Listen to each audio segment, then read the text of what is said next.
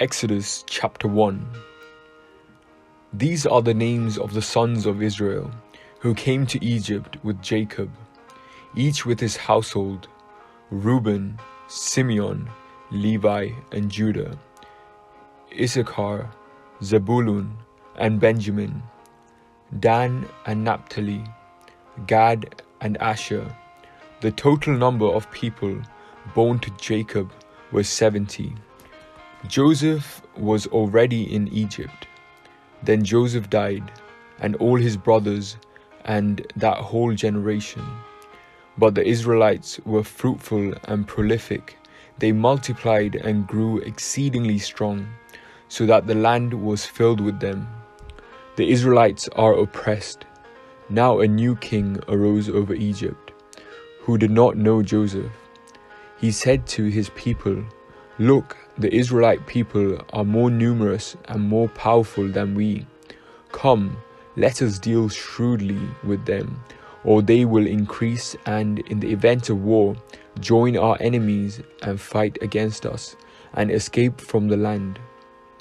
Therefore, they set taskmasters over them to oppress them with forced labor. They built supply cities, Pithom and Ramesses, for Pharaoh, but the more they were oppressed, the more they multiplied and spread.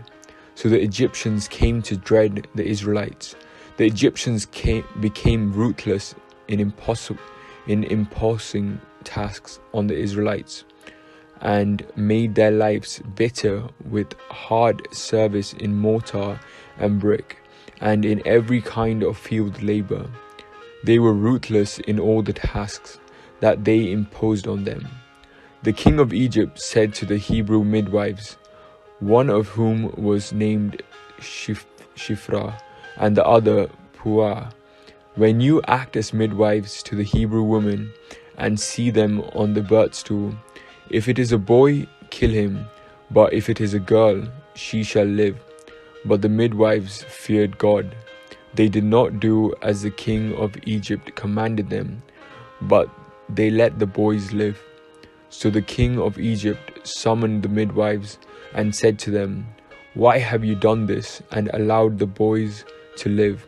The midwives said to Pharaoh, "Because the Hebrew women are not like the Egyptian women, for they are vigorous and give birth before the midwife comes to them." So God dealt with the midwives, and the people multiplied and became very strong. And because the midwives feared God, he gave them families. Then Pharaoh commanded all his people, "Every boy that is born to the Hebrews you shall throw into the Nile, but you shall let every girl live." This is the word of the Lord. Thanks be to God.